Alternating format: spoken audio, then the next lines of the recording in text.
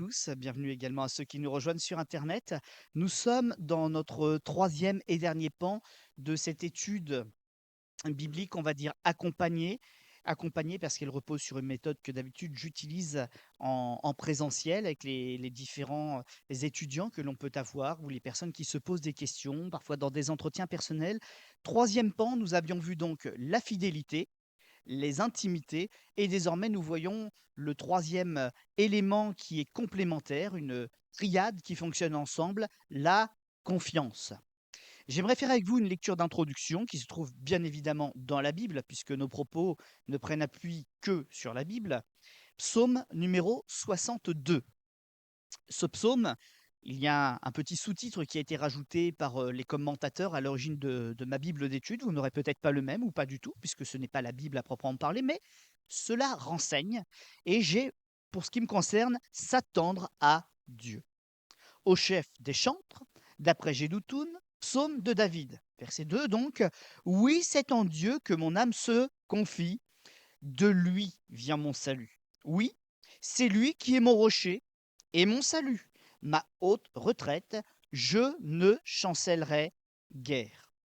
Jusqu'à quand vous jetterez-vous sur un homme? Chercherez-vous à abattre comme une muraille qui penche, comme une clôture qu'on renverse? Ils conspirent pour le précipiter de son poste élevé. Ils prennent plaisir au mensonge. Ils bénissent de leur bouche et ils maudissent dans leur cœur. Oui, mon âme, confie-toi en Dieu, car de lui vient mon espérance. Oui, c'est lui qui est mon rocher et mon salut, ma haute retraite, je ne chancellerai pas. Sur Dieu repose mon salut et ma gloire. Le rocher de ma force, mon refuge est en Dieu. En tout temps, peuple, confiez-vous en lui. Répandez vos cœurs en sa présence. Dieu est notre refuge. Oui, vanité, les fils de l'homme. Mensonge, les fils de l'homme. Dans la balance, ils montraient tous ensemble, plus légers qu'un souffle. Ne vous confiez pas dans la violence et ne mettez pas un vain espoir dans la rapine, c'est-à-dire dans le vol. Quand les richesses s'accroissent, n'y attachez pas votre cœur. Dieu a parlé une fois, deux fois j'ai entendu ceci. C'est que la force est à Dieu, à toi aussi Seigneur, la bonté, car tu rends à chacun selon ses œuvres. Amen. Quand il est dit Dieu rend à chacun selon ses œuvres, c'est les conséquences de nos actions. Ça n'a rien à voir avec le salut. Toutefois, une personne dont l'œuvre est de demander pardon pour ses péchés conduit cette personne à Dieu. Et donc, à ce pardon en retour qu'il demande. Mais ce ne sont pas les œuvres qui sauvent, hein. Connaissons Galate. Ce n'est pas par les œuvres que nous sommes sauvés, mais c'est par la foi en Jésus-Christ. Pourquoi? Afin que personne ne se glorifie. Et ce texte que nous avons lu, qui pourtant est tiré donc de l'Ancien Testament, il s'agit du psaume 62, reste dans la même lignée. Lorsque je suis face à l'adversité, lorsque je suis face à des choix, lorsque je suis plus bas que terre ou qu'on essaye de me mettre plus bas que terre, mon Dieu est mon appui. Il est appelé ici rocher. Il est appelé ici celui qui est notre espérance. Il est appelé ici notre salut, notre haute retraite. Et il nous est fait une promesse. C'est qu'on peut avoir confiance en lui. En lui, sur lui, je peux m'appuyer. En lui, sur lui, en tout temps, je peux me confier. Je peux répandre mon cœur dans sa présence. Encore un grand mensonge du diable et de la religion qui est balayé. Si tu parles à Dieu, si tu cherches Dieu, si tu cherches un appui, si tu cherches un refuge, si tu cherches un ami, sa présence t'est promise. Paul, l'apôtre Paul, aurait été ici. Il aurait certainement dit qu'il soit anathème ceux qui prennent en vain le nom de l'Éternel, qu'ils soient maudits. Jésus a dit, Jésus a promis, Dieu a dit, Dieu a promis que si un malheureux crie, il l'entend, il répond à sa détresse. Dieu n'est pas un Dieu absent. Dieu n'est pas un Dieu qui joue avec nous, avec nos sentiments, avec nos émotions. Il est discret, c'est vrai, mais il est extrêmement présent pour ceux qui le cherchent sincèrement. Ceux qui ne le trouvent pas sont ceux qui prennent des détours, sont ceux qui veulent mettre Dieu plus quelqu'un d'autre. Mais Dieu est jaloux de sa gloire. Si tu mets quelqu'un d'autre en plus, si tu mets un livre en plus qu'il n'a pas écrit, qu'il n'a pas demandé d'écrire, si tu mets ta petite idole, si tu rajoutes une personne que tu aimes mais qui n'est pas à Dieu dans l'équation, Dieu te résiste. Parce que Dieu résiste aux orgueilleux, mais il fait grâce aux humbles. Si ça ne marche pas, ce n'est pas parce que Dieu est un menteur. C'est parce que dans l'équation, tu veux forcer des choses que Dieu ne veut pas voir dans ta relation avec lui. Mais ce que la Bible nous apprend, depuis le début jusqu'à la fin, c'est quelle que soit l'ampleur du pépin qu'il y a dans ta vie, Dieu ne veut pas te détruire, Dieu veut te sauver. La foi chrétienne en Jésus-Christ proclame depuis des siècles et des millénaires à tous ceux et toutes celles qui sont en recherche d'aide, Dieu ne s'est pas détourné de toi, il est tout près. Oui, ça fait 1000 ans que Dieu est proclamé. Ça fait 2000 ans que Dieu est proclamé. Ça fait peut-être même plus encore. Mais l'être humain ne vit en moyenne que 80-90 ans. Et pour chacun, le train passe vite. Monte dans ce train. Dieu t'appelle, toi, aujourd'hui. Occupe-toi de ta vie plutôt que des histoires des autres. Occupe-toi de ta vie plutôt que de toutes les pseudo-religions. Mais Dieu est un Dieu vrai. Aujourd'hui, il se découvre et il s'expérimente encore. Et l'une des plus belles valeurs, l'une des plus grandes choses qu'il veut faire, c'est réparer ton cœur au niveau de la confiance.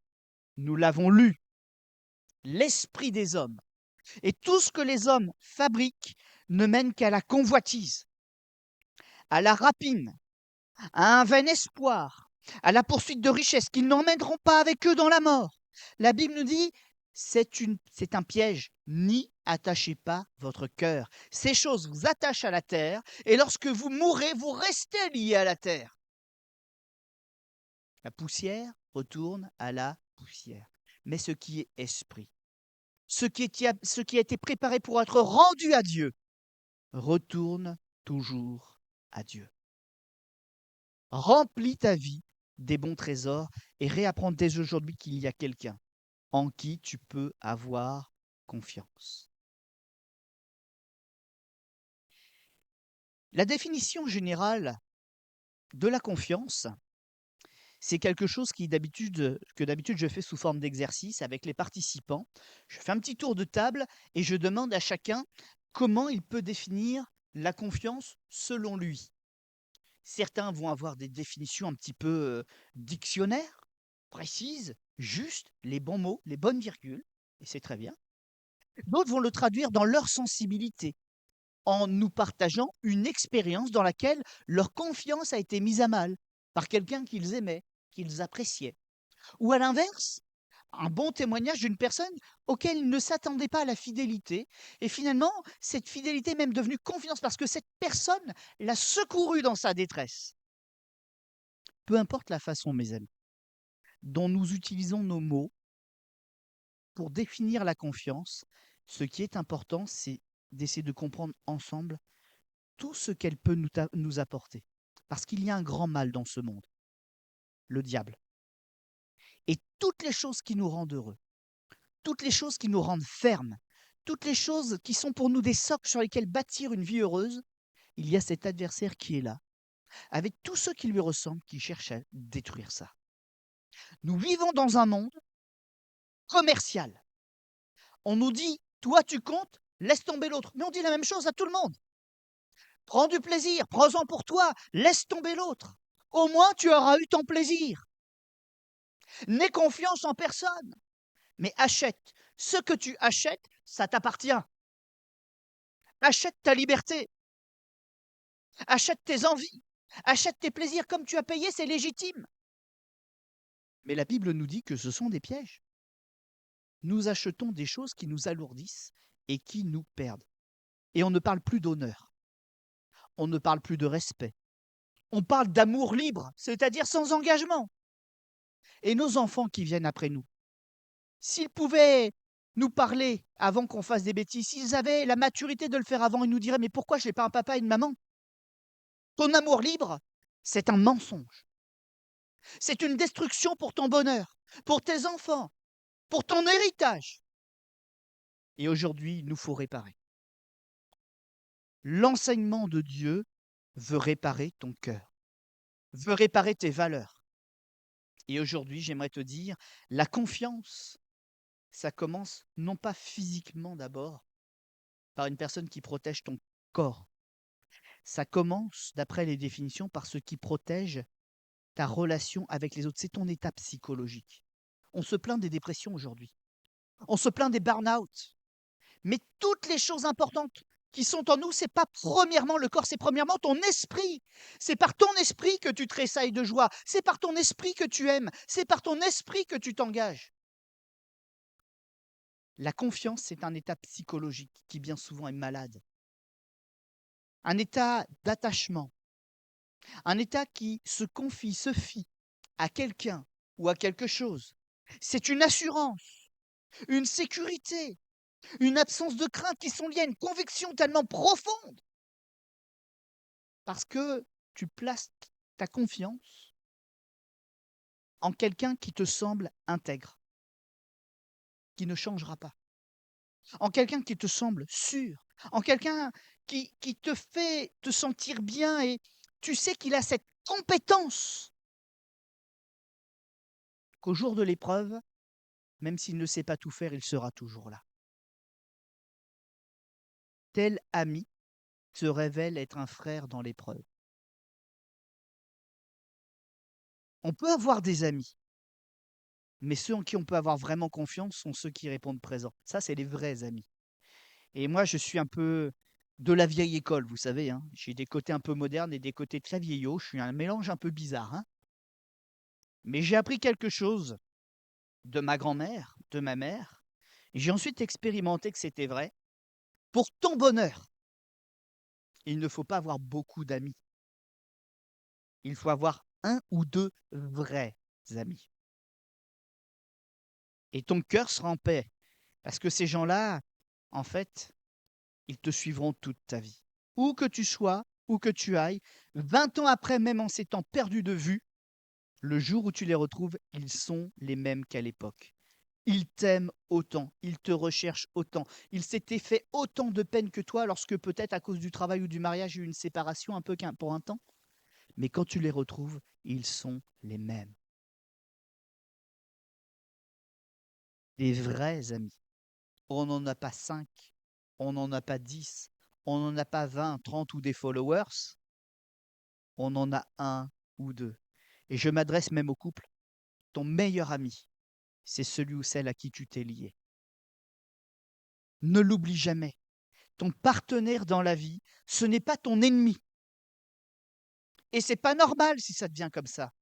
Ça doit être ton meilleur ami. Ton cœur doit être dans la joie quand tu es avec. Ton cœur doit être dans la paix quand tu es avec. Ton cœur doit être dans la confiance quand tu es avec. Si ça n'est pas le cas, ce n'est pas trop tard. Mais il y a quelque chose de fondamental à réparer. Même dans un couple chrétien, ces choses doivent être réparées, préservées et même développées. Oui, parce qu'une caractéristique de la confiance, c'est qu'elle est vivante. Elle peut être malade, elle peut être attaquée, mais elle peut toujours être guérie si tu le veux. Dans la Bible, on en avait parlé déjà avec le mot fidélité, il y a une racine profonde et ancienne qui lie ces trois mots.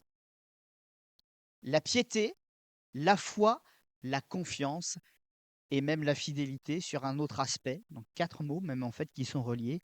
Confiance, il y a cette étymologie ancienne, pistis, qui donne la foi. Et nous verrons pourquoi. Mais premièrement, j'aimerais commencer par le mot hébreu, batak. La signification, c'est s'appuyer sur. Nous l'avons vu dans le texte que nous avons lu.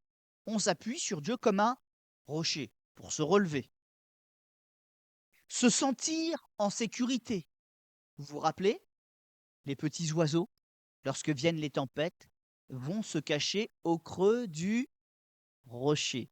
Moïse, lorsqu'il a dû voir la vision partielle de l'étendue de la gloire de Dieu, Dieu lui a dit: Tu m'as demandé de voir ma gloire, je vais te la montrer, mais elle est tellement incandescente qu'il va falloir que tu me fasses confiance. Je vais me révéler à toi, mais tu ne me verras passer au milieu des rochers que de dos. Cache-toi au creux du rocher, et tu contempleras simplement ma présence, mon passage de dos, parce que sinon je t'anéantirai. Moïse était caché au creux du rocher. Il a fait confiance dans la méthode de Dieu. Il a été l'un des rares hommes de toute l'humanité à contempler la gloire de Dieu, parce qu'il avait confiance en lui. Pourquoi beaucoup de gens ont du mal avec Jésus-Christ? Ils veulent tous croire à Dieu, mais ils ne veulent pas croire à Jésus, parce qu'ils n'ont pas confiance. Ils ont peur de la supercherie.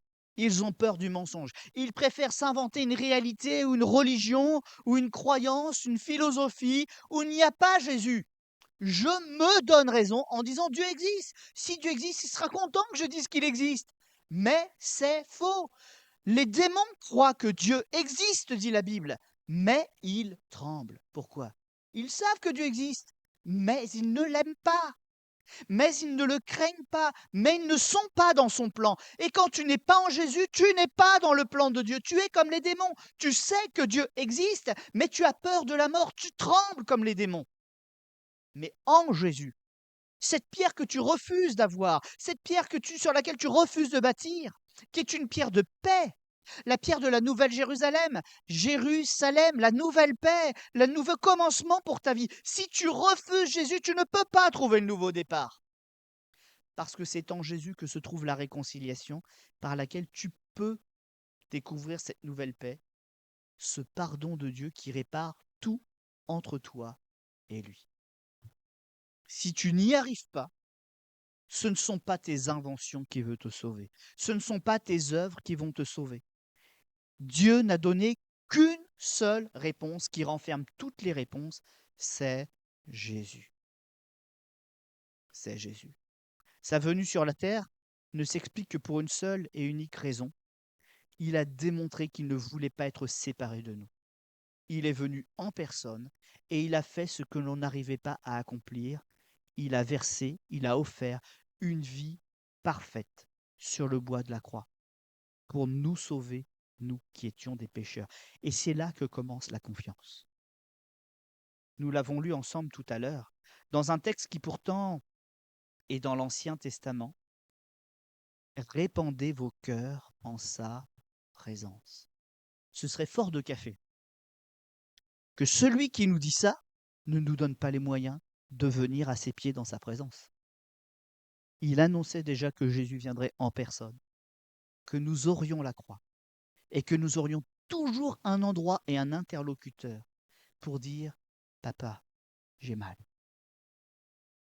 Toujours une épaule, celle de ce Dieu incarné, pour venir poser notre tête quand ça ne va pas.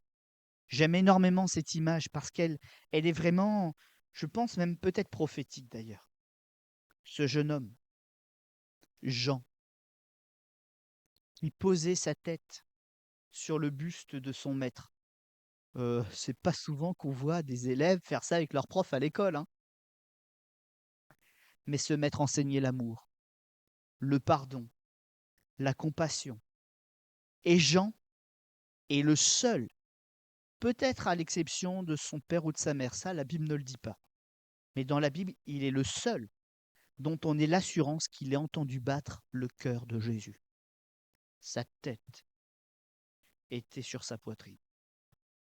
Il a entendu le cœur de celui qui l'aimait. Jésus bâtit la confiance de cette manière-là. Il révèle son cœur. Quand son cœur bat d'amour, on le sent. Mais quand son cœur bat de tristesse à cause de notre péché, mes amis, on le sent aussi. Parce que Dieu s'est doté d'un cœur pour qu'on puisse expérimenter ça avec lui. Il est esprit, mais par l'incarnation, il a des battements de cœur maintenant. En venant dans le monde, Dieu n'avait besoin de rien, mais pour se rendre semblable à nous, il s'est doté d'une chose qu'il n'avait pas. Un corps. Un corps pour se mettre à notre niveau. Un corps pour nous promettre que l'éternité la passerait aussi avec nous. Aussi vrai qu'il est remonté, il est remonté avec un corps. Nous, on le suivra. Je vais arrêter un peu cette image-là pour l'instant, mais La Bible nous dit: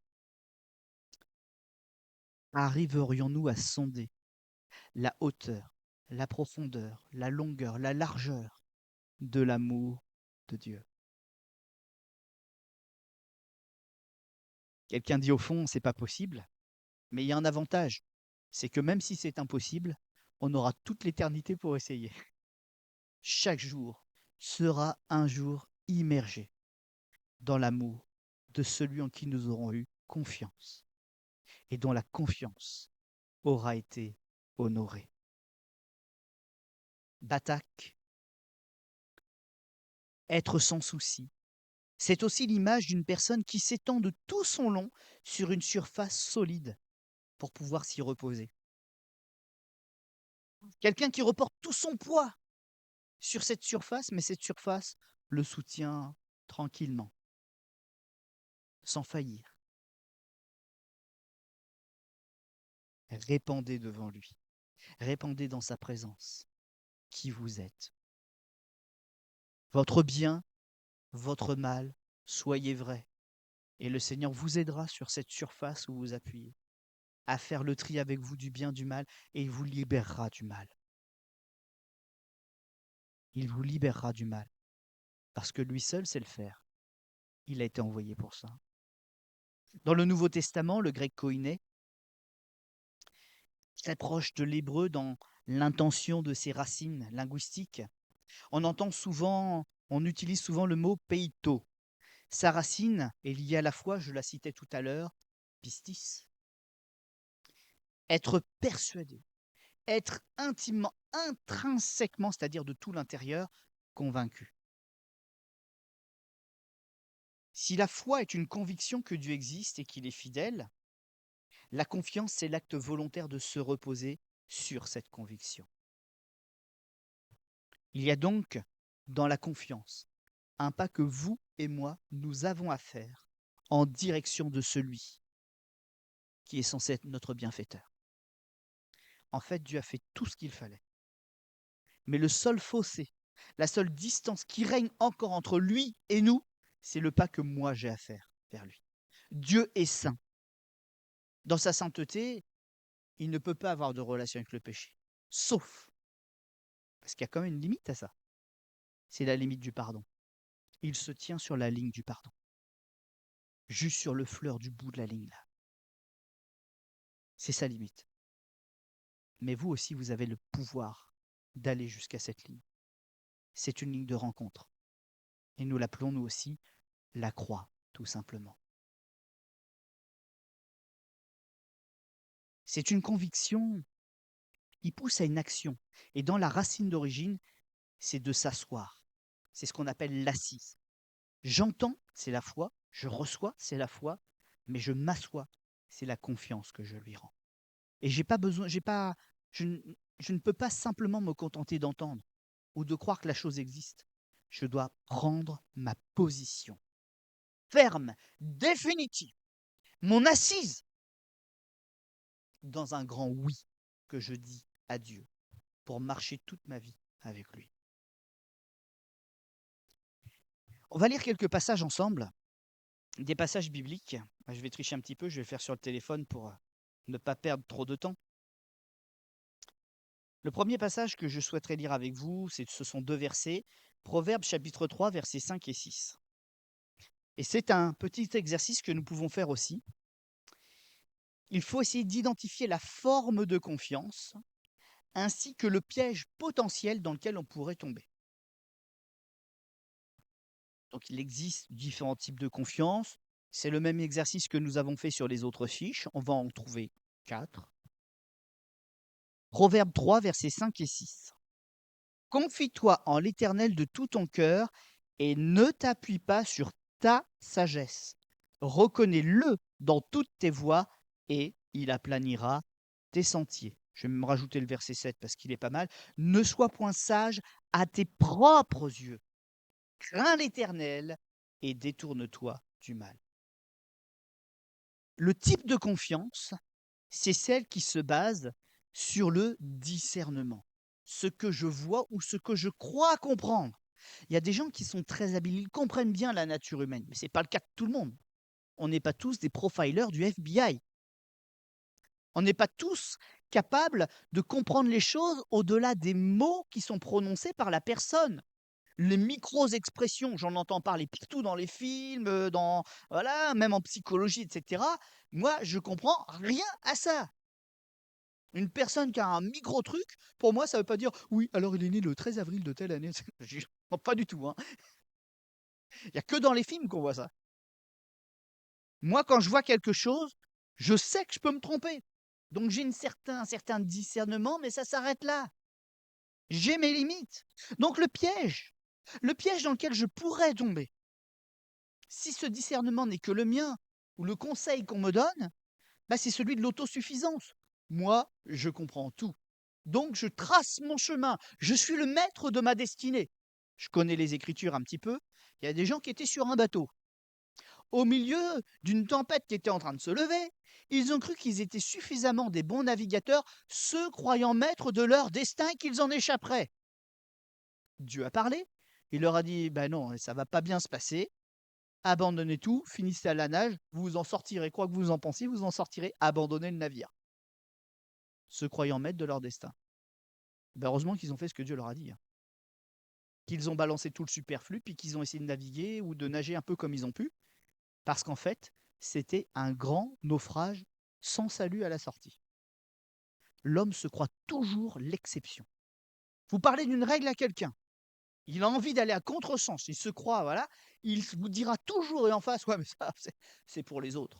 Moi, je suis l'exception». Vous faites une règle, hein, il y a une chance sur 1 million, il y a une chance sur 1 million, il y a toujours quelqu'un qui veut dire: «Ouais, mais moi, je vais y arriver». Vous faites un truc totalement improbable. Certains diront: «Au grand coup de bol».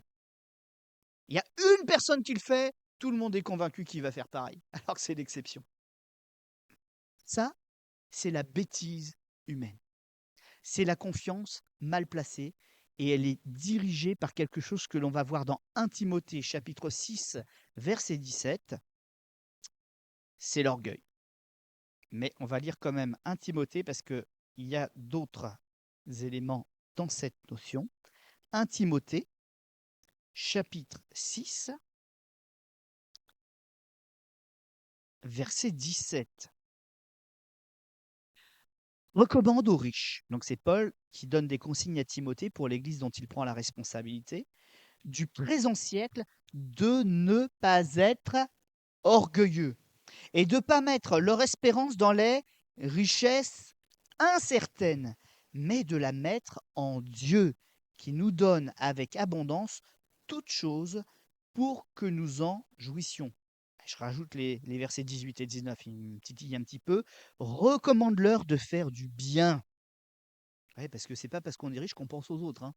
Recommande-leur de faire du bien, d'être riche aussi en bonnes œuvres, d'avoir de la libéralité, c'est-à-dire de la générosité financière envers les autres, de la générosité en général, et de s'amasser ainsi pour l'avenir un trésor bien placé pour un fondement solide, afin de saisir la vie véritable. Amen. Donc là, la confiance de ces gens-là est interpellée parce qu'elle est placée dans les richesses matérielles. C'est un type de confiance dans laquelle on se place bien trop souvent. Et donc, le piège ou l'illusion, bah, c'est celle qu'on sera sauvé quoi qu'il arrive parce qu'on a des moyens. Mais en fait, tombe malade. Bah, ton argent, si on ne sait pas soigner, ne servira pas à tes soins. Il y aura un mieux-être peut-être. Mais comme les autres, tu seras confronté à la seule et même réalité, c'est que ton argent ne te fera pas échapper à la mort. Grand, petit, jeune, vieux, riche ou pauvre, la mort est une règle absolue. On peut la repousser un peu, on peut se débattre contre, on peut devenir riche pour essayer d'avoir des moyens de mieux vivre, d'être plus heureux, d'avoir plus de plaisir. Mais au final, face à ces choses, à ces règles de la vie, il y a une limite. Ta foi, ta confiance est mal placée. C'est en fait de l'incertitude. Psaume 146, verset 3. Une autre forme donc de confiance. Psaume 146,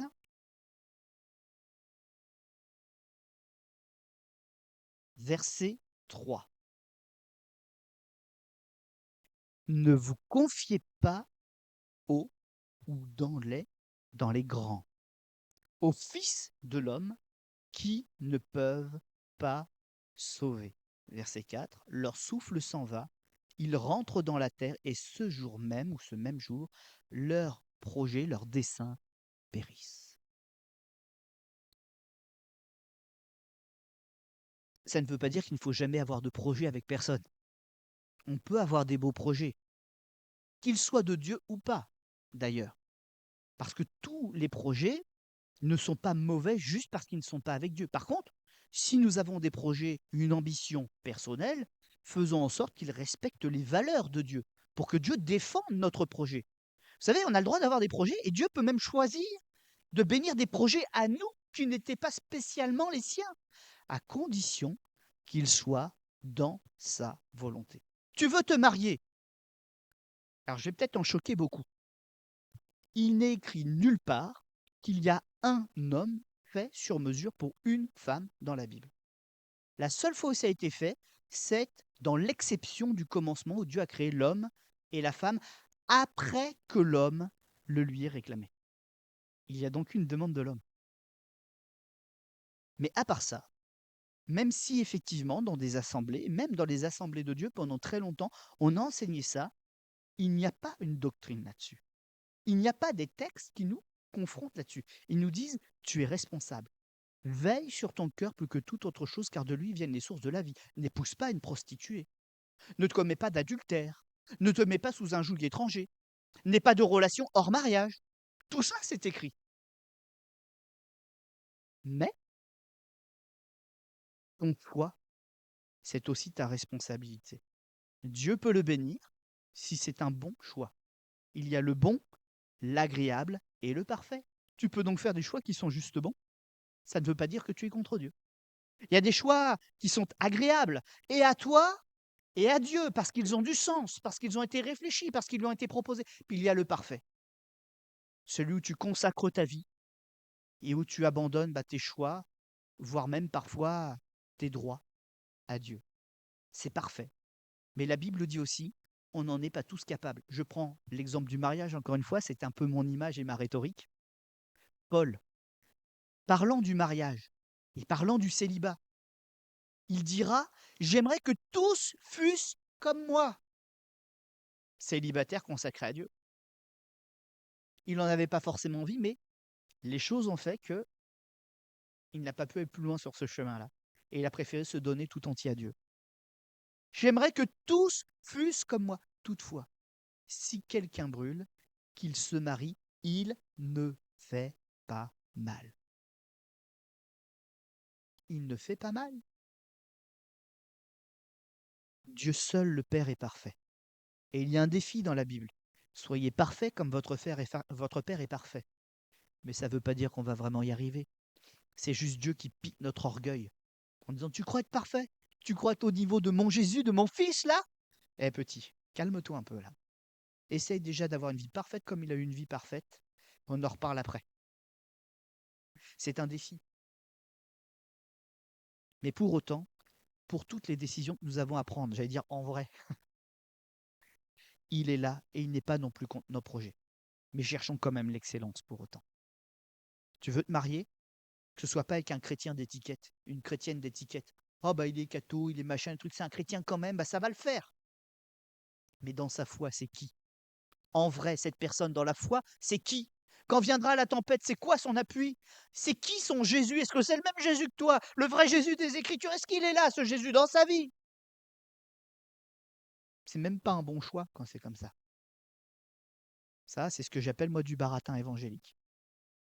Le vrai choix, c'est d'avoir le courage de dire non à une personne qui n'est pas une vraie chrétienne. Et d'attendre une vraie personne qui est une vraie chrétienne. Parce que dans le premier cas, ta confiance, c'est du vent. Tu t'es monté une illusion, tu t'es monté un rêve, mais tu n'auras pas le bon résultat à la sortie. Par contre, si tu t'es battu, La personne que tu vas accueillir dans ta vie, celle que Dieu t'a présentée, celle avec laquelle tu t'es présenté devant Dieu en disant: Seigneur, est-ce qu'on a ton approbation pour se marier, pour bâtir notre vie, pour faire notre foyer? Seigneur, on a fait les choses pour toi, avec toi. Est-ce que tu nous donnes officiellement ton approbation? Moi, je crois que malgré les tempêtes, ces couples-là, ils ne cassent pas. Ceux-là, ils tiennent. Parce que ceux-là, ils ont l'approbation de Dieu. La notion de confiance, c'est pas qu'une question de se tromper ou pas se tromper, hein. C'est avant tout une question de foi. Est-ce que je fais vraiment les choses avec Dieu pour ne pas être déçu? Vous savez, quand on sera au ciel, hein, il y a beaucoup de gens qui ont déjà prévu de dire à Dieu: «C'est de ta faute. Tu m'as pas assez bien parlé. J'ai pas compris, tu parles tantôt d'une manière, tant» et puis ils vont même citer la parole, hein. S'ils pouvaient le faire, je pense que le Seigneur va leur fermer la bouche. Parce que je crois qu'ils l'ont déjà assez entendu comme ça. Mais tous ceux qui ont déjà leur petit stratagème: «Ah mais c'est la faute du curé untel qui a mal tourné». Ben oui, mais en fait, lui, il a mal tourné, mais Dieu, il a pas changé. Pourquoi tu t'es pas tourné vers Dieu pour qu'il répare ton cœur, qu'il te permette de surpasser ce mal par son bien? Dieu pouvait guérir ton cœur, mais tu as trouvé un prétexte. L'autre a échoué. Mais si toi tu as échoué, c'est pas à cause de l'autre, hein, c'est parce que tu ne l'as pas voulu. Pierre, Judas ont renié le Seigneur tous les deux. Ils n'ont pas assumé d'être des disciples de Jésus. Il y en a un qui l'a vendu et l'autre qui l'a renié. Il y en a un qui n'a pas cru en la grâce, il s'est suicidé. Il n'avait pas confiance dans l'amour que Jésus avait pour lui. Pourtant, Jésus lui a prouvé qu'il le connaissait et il l'avait gardé jusque-là quand même. Puis il y avait Pierre, à qui Jésus aussi adressait des paroles, mais Pierre est revenu. Il a eu foi, mais il a eu confiance dans celui qui avait marché avec lui. On en prend un dernier, Jérémie 17.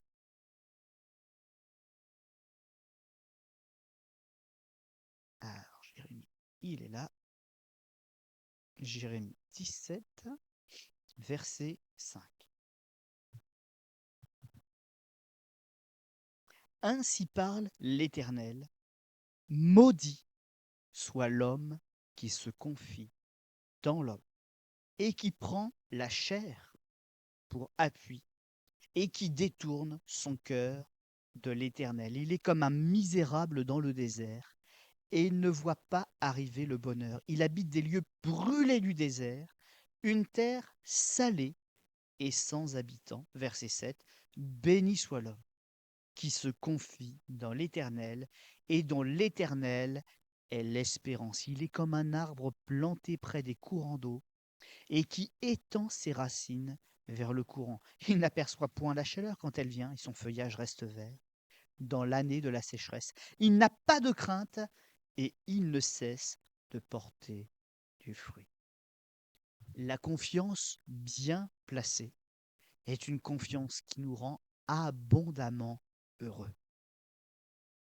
Abondamment heureux. Ah, je crois que vous n'avez pas compris. Abondamment heureux. Amen. Des paroles comme celles-ci, vous n'entendrez pas à l'extérieur de ces murs. Ou en tout cas, elles n'auront pas d'effet une fois prononcées. Un petit peu d'excitation dans les rangs, un petit peu de promesses en l'air, mais personne pour les accomplir. Mais ici, garantissant sa parole, l'accomplissant, vous avez Jésus. La confiance bien placée, donc, a des conséquences, tout comme la fidélité, l'intimité bien développée avaient leurs conséquences.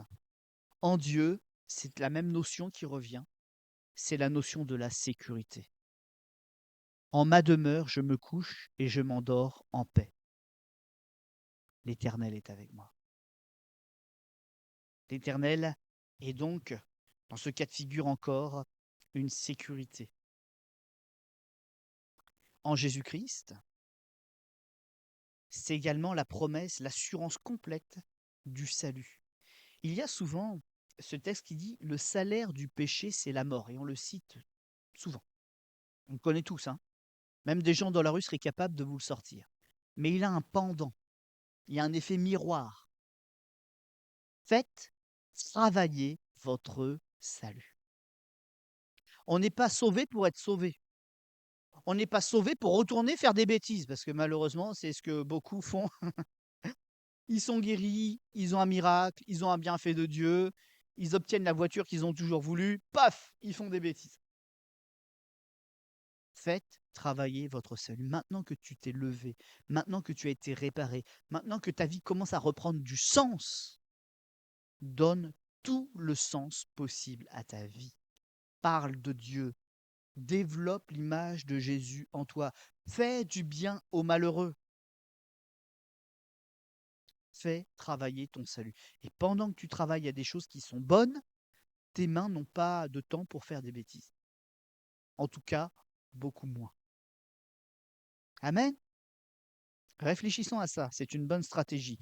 Plus on fait des bonnes choses, plus ça nous détourne de faire des bêtises. C'est un bon conseil. Et au moins, on ne le regrette pas. Quand on fait du bien, on ne se repent pas du bien. Je ne sais pas si vous avez remarqué ça. Moi, ça m'est arrivé. Je fais une petite digression, une petite parenthèse. Il m'est déjà arrivé de faire du bien à des gens qui m'ont trahi après. Mais je me suis dit, bah, tant pis pour lui, hein. Sa conscience, c'est sa conscience, c'est pas la mienne. Moi, j'ai fait du bien. Est-ce que je vais maintenant le maudire? Bah non, hein. Je fais gaffe quand même. Je fais attention. Je vais pas retourner me brûler les ailes, ou en tout cas, je mets quelques petites barrières avant de voilà. Mais fondamentalement, je me dis: «Je suis un homme heureux qui fait du bien». Et on m'a fait du mal et je suis encore heureux d'avoir été capable de faire du bien et de pas penser au mal en retour. Ça, c'est de la folie, dit la Bible. L'homme naturel, l'homme sans Dieu, l'homme non régénéré, non régénéré, il n'a pas cet état d'esprit. Il le cherche, il aimerait le vivre. Parfois, il l'écrit dans des belles histoires, mais quand il doit le vivre lui-même, il n'en a pas la force.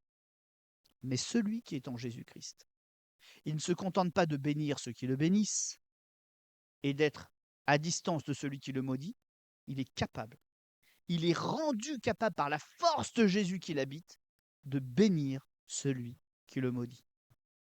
On va quand même vraiment plus loin. Vous savez, c'est une parole de Jésus. Bénis celui qui te bénit et bénis celui qui te maudit. Il répondait ça à des religieux qui justement avaient fixé la limite, qui leur semblait vertueuse. Bénis celui qui te bénit, mais en tout cas, ne maudis pas celui qui te maudit. Rends pas l'appareil. Ne pratique plus le talion, œil pour œil, dent pour dent. Ne fais plus ça. C'était déjà pas mal, vertueusement parlant. C'est une belle philosophie. C'est déjà une belle victoire, hein. Mais Jésus, il arrive, il dit, mais ça, c'est ce que les hommes font avec leur force. Dieu, il est capable de surpasser. Parce que le Dieu est le Dieu du surnaturel. Ce qu'il fait nous emmène au-dessus du naturel. On ne va pas forcément le vivre tout de suite, hein. On l'apprend, on l'expérimente, on grandit. Mais ce qui est génial, c'est que déjà sur cette terre, à un moment, on commence à en devenir capable. Plus tu es rempli de l'Esprit de Dieu, plus tu remets de l'ordre dans ta confiance, dans ta foi, dans ton intimité avec Dieu, dans ta foi, plus tu remets de l'ordre dans ce que ce monde a essayé de détruire, plus tu redeviens capable du surnaturel avec Dieu. Je ne vais pas épiloguer encore davantage. C'était déjà assez long pour ce soir. Je vous repropose le même petit bilan à faire à la maison, alors que vous pourrez reprendre cette vidéo pour avoir les éléments de ce petit tableau. Donc l'objet de ce tableau, c'est de sonder notre niveau, notre capacité à la confiance. Et donc, la confiance en moi-même aussi. Parce qu'on pense toujours qu'on est déçu par les autres, mais il y a beaucoup de gens qui ont un problème de confiance en eux-mêmes. Ils n'osent pas faire, ils ne savent pas faire. Vous savez que Dieu a des solutions aussi pour ça, hein. Allez, petite anecdote, j'y suis. Savez-vous comment j'ai fait pour apprendre à prêcher la parole de Dieu en public? Parce que j'avais beaucoup de mal à parler. Ah, je ne sais pas si vous allez la trouver celle-là. J'étais technicien en électronique, caché derrière un immense bureau avec des oscilloscopes, etc. Et en plus, j'avais le plus grand bureau de la section, sur plusieurs étagères, etc. Au téléphone. Le seul endroit où on pouvait m'attraper, c'était au téléphone. Et il a fallu que j'apprenne à parler au téléphone. Et j'avais une peur viscérale de parler. Alors j'avais mis une tactique en marche, parce que j'étais tenu quand même de répondre. Oui, bonjour, David Loriot à l'appareil. Comment je peux vous aider? Je décrochais tous mes appels avec une phrase mécanique apprise par cœur. Je ne savais rien faire d'autre parce que j'étais rongé par le stress et en plus je détestais ma voix. Je ne supportais pas de m'entendre. Et petit à petit, patiemment, comme les gens avaient leur réponse, ils étaient reconnaissants. Et cette crainte a fini par se détacher de moi et j'ai fini par gagner ma liberté là-dessus. Puis Christ a frappé à la porte de mon cœur et il m'a dit: mais maintenant que tu sais le faire, va dehors. Et c'est là que mon témoignage d'entrer dans le ministère commence, puisque certains le savent, j'étais très malade au point de mourir. J'étais vraiment sur le seuil de la mort. En quelques jours à peine, j'avais perdu 11 kilos. Et c'est là, dans un moment où le Seigneur m'a même guéri surnaturellement, où il m'a expliqué les causes de cet état, on n'y reviendra pas ce soir, il a commencé à me faire prophétiser.